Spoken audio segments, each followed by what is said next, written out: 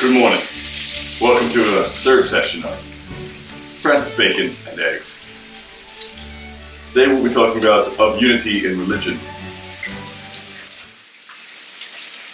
Discovered that there's actually a bookmark in this book, which I'll be using now instead of my kitchen knife. I'm making some bacon. It's about ready to be flipped. What I can probably do is put some red pepper on it. And some paprika. Add that little extra bit of bite and flavor. Still haven't decided what kind of eggs I'm making this morning. Most likely scrambled, I think. Actually scrambled. After yesterday's.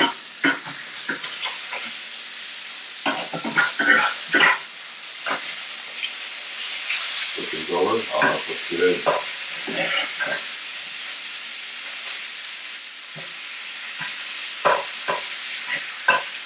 Alright, let that cook for a bit and read a page. It was written in 1612 and rewritten in 1625. Religion being the chief band of human society, it is a happy thing when itself is well contained within the true band of unity. The quarrels and divisions about religion were evils unknown to the heathen. The reason was, because the religion of the heathen consisted rather in rites and ceremonies than in any constant belief, where you may imagine what kind of faith theirs was, when the chief doctors and fathers of their church were the poets. But the true God hath this tribute, that he is a jealous God, and therefore his worship and religion will endure no mixture nor partner. We shall therefore speak a few words concerning the unity of the church, what are the fruits thereof, what the bounds, and what the means. Fasten.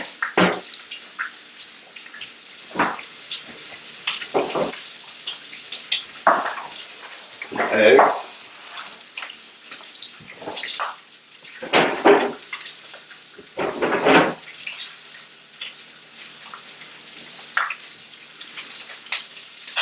I'm going to use the rest of the peppers, mushrooms, and spring onions from yesterday.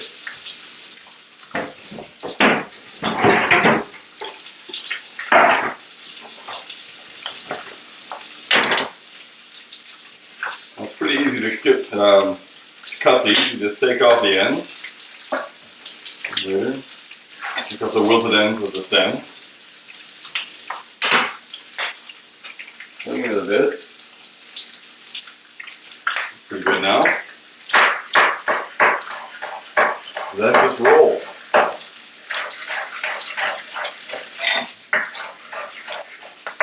There's some spring onions.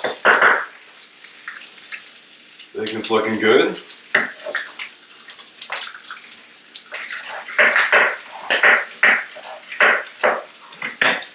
Take off the sticker. Pull it out later.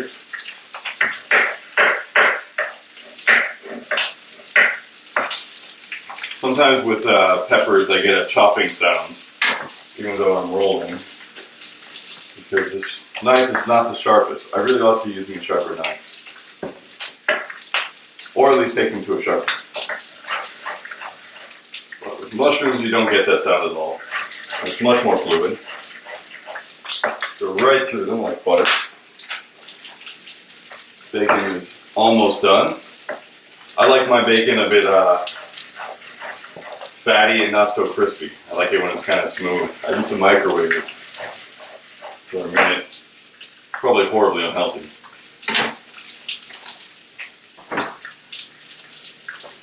Way.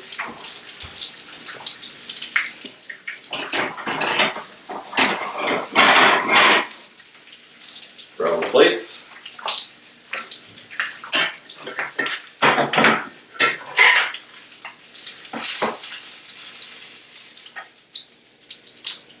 Very good bacon. Excited about this.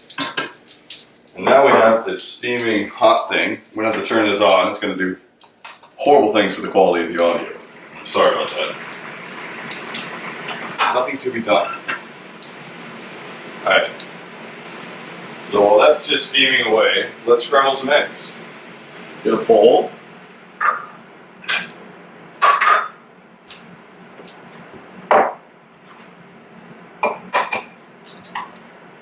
rolling motion of the thumb, like this, is how you crack it with one hand. For some reason, people think that's difficult. It only takes a couple dozen eggs to start and learn how to do it yourself. I think 3 eggs is probably enough for me today. Let's get a fork. Now, I don't use milk right now. Again, paleo diet. But water is actually just as good. Just add a small amount. Just loosens it up a bit. Makes it a bit easier. And then just apply a whisking motion. Make sure you get all the yolks broken. Should end up with a fine paste. Just like that. Looks good. Now I'm just going to add the vegetables directly. Because I don't mind a bit of a raw onion. And the peppers don't need to be cooked. And the mushrooms will cook so fast in this anyway, it won't be an issue.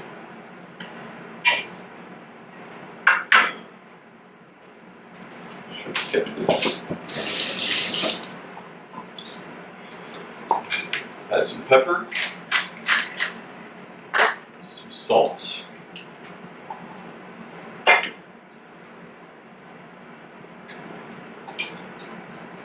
Quite a long essay on unity and religion, so I wish this wasn't taking so much time, but it is.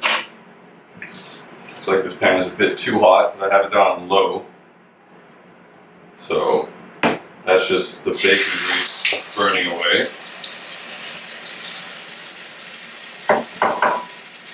This is going to be a disaster. Complete and total disaster.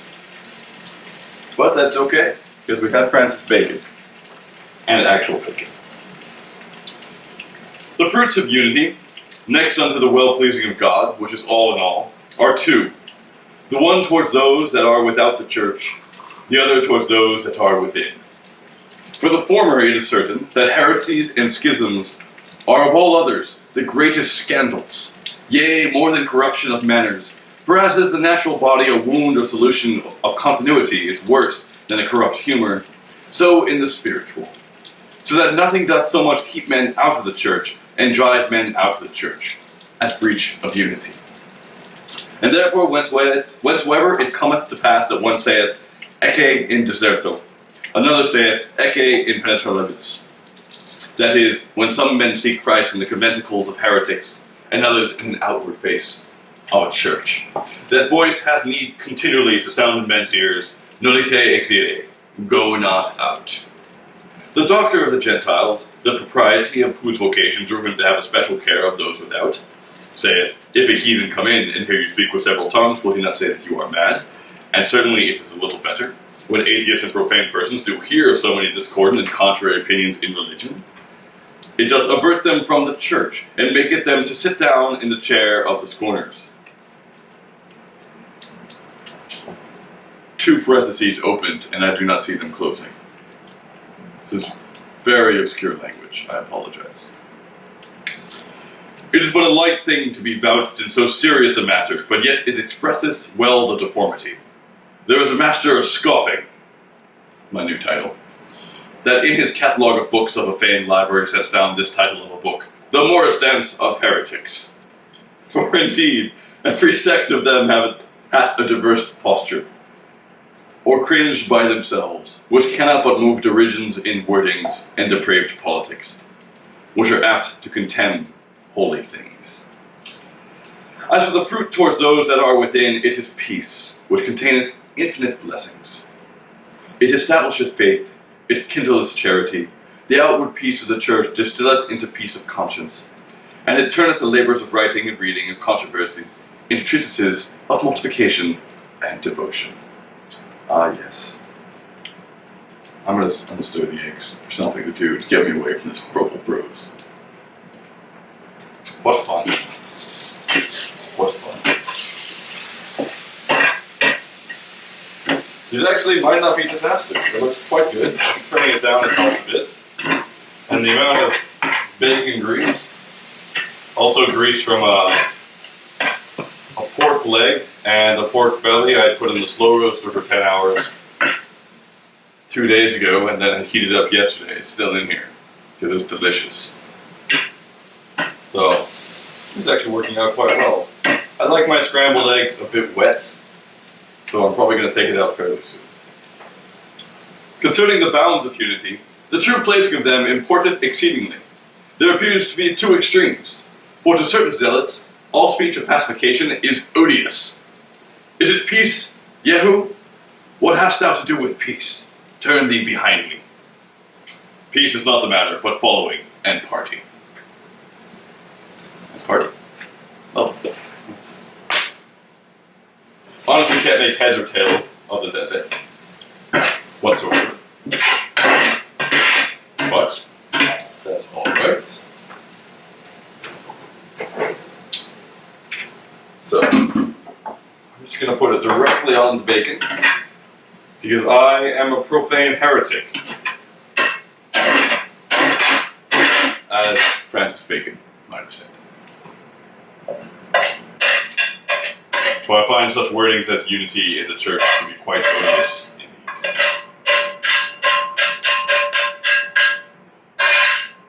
There we go. If you're wondering about all the grease on the stovetop, I tend to clean it nightly with a sponge to make sure that it's actually quite clean in the morning. Otherwise, it, yes, would lead to a very dirty kitchen. Indeed.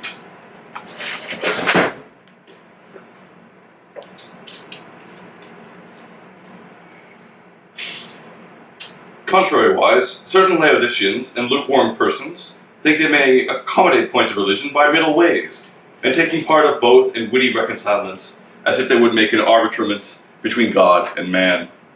Both these extremes are to be avoided. Which will be done if the League of Christians, penned by our Saviour himself, were in the two cross clauses thereof soundly and plainly expounded.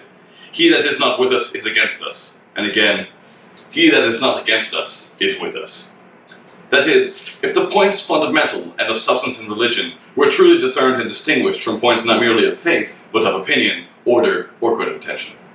This is a thing may seem to many a matter trivial, and done already, but if it were done less partially, it would be embraced more generally. This is quite dense. Of this I may give only this advice, according to my small model. Men ought to take heed of rending God's church by two kinds of controversies. The one is, when the matter of the point controverted is too small and light, not worth a heed and strife about it, kindled only by contradiction, for, as it is known by one of the fathers, Christ's coal, indeed, has no seam, his coat, but the church's vesture was of divers colours. Whereupon he saith, In veste veritas sit, cicera non sit. There be two things, unity and uniformity. The other is, when the matter of the point controverted is great, but it is driven to an overgreat subtlety and obscurity, so that it becometh a thing rather ingenious than substantial. A man that is of judgment and understanding shall sometimes hear ignorant men differ, and know well within himself that those which so differ mean one thing, and yet they themselves would never agree. And if it comes so to pass in that distance of judgment, which is between man and man, shall we not think that God above, that knows the heart, does not discern that frail men, in some of their contradictions, intend the same thing, and accepteth it both? The nature of such controversies is excellently expressed by St. Paul, in the warning and precept that he giveth concerning the same. Divicta profanis vocum novitatis, et oppositiones falsi nominis scientiae. Men create oppositions which are not, and put them into new terms, so fixed as, whereas the meaning ought to govern the term, in effect, governeth the meaning. There be also two false pieces or unities. The one, when the piece is grounded but upon an implicit ignorance, for all colours will agree in the dark. The other, when it is pieced upon a direct admission of contraries in fundamental points. For truth and falsehood in such things are like the iron and clay in the toes of Nebuchadnezzar's image. They may cleave, but they will not incorporate. Concerning the means of procuring unity, men must beware that, in the procuring or mutinying of religious unity, they do not dissolve and deface the laws of charity and of human society. There be two sorts amongst Christians, the spiritual and temporal, and both have their due office and place in the maintenance of religion. But we may not take up the third sword, which is Mohammed's sword, or like unto it, that is, to propagate religion by wars or by sanguinary persecutions to force consciences, except it be in cases of overt scandal, blasphemy, or intermixture of practice against the state, much less to nourish seditions. Nourish? No idea what that means. To authorize conspiracies and rebellions, to put the sword into the people's hands and the like, tending to subversion of all government, which is the ordinance of God. For this is but to dash the first table against the second, and so to consider men as Christians, as we forget that they are men. It seems that my camera's battery has died, which is nice because I was able to actually eat some of the eggs instead of forcing my way through this horrible and quite odious treatise on unity of religion. Thankfully, I live in a time when I don't have to deal with this in quite the same means. The most I have to deal with unity in religion is a 30-minute conversation with my mother about the latest Presbyterian pastor coming down to the Baptist church and raising quite a ruckus. Personally, I'm a Calvinist. I just wasn't chosen. But Francis Bacon lives at the time of Oliver Cromwell, which was a very, very difficult and sanguineous time regarding unity of religion, which is probably why he wrote at length about it. It's unfortunate his words seem awfully dated today. I don't know where I left you, seeing as how the camera turned off and I was busy reading. So I'm just going to keep reading the last paragraph. I'm also going to pour myself some coffee, because this is exhausting.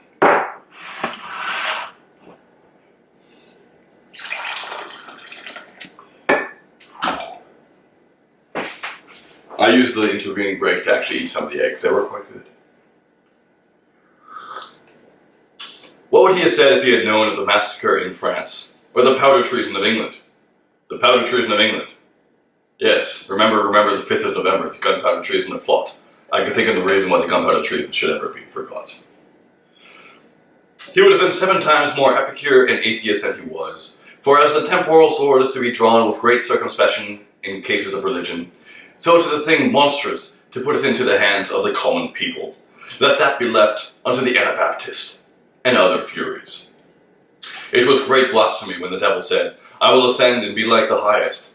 But it is greater blasphemy to impersonate God, and bring him in saying, I will descend and be like the prince of darkness. And what is it better, to make the cause of religion to descend to the cruel and execrable actions of murdering princes, butchery of people, and subversions of states and governments? Surely this is to bring down the Holy Ghost, instead of the likeness of a dove, in the shape of a vulture or a raven, and to set out of the bark of a Christian church a flag of a bark of pirates and assassins. You know, that actually sounds really good. Like, I would totally get on that bark. For I am more a rising ape than a fallen angel, to quote humanists. Therefore, it is most necessary that the Church, by doctrine and decree, princes by their sword, in all learnings, both Christian and moral, as by their mercury rod, do damn, and send to hell forever these facts, and opinions tending to the support of the same, as hath been already in good part done.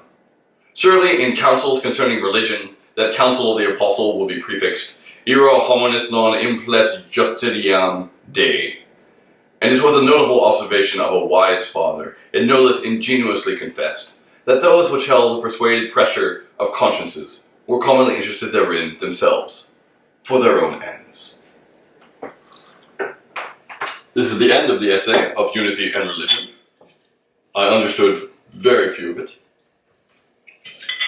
But maybe, amazing, food. Analysis of Essay 3. 1. Dissensions in religion are naturally confined to those who worship a jealous God.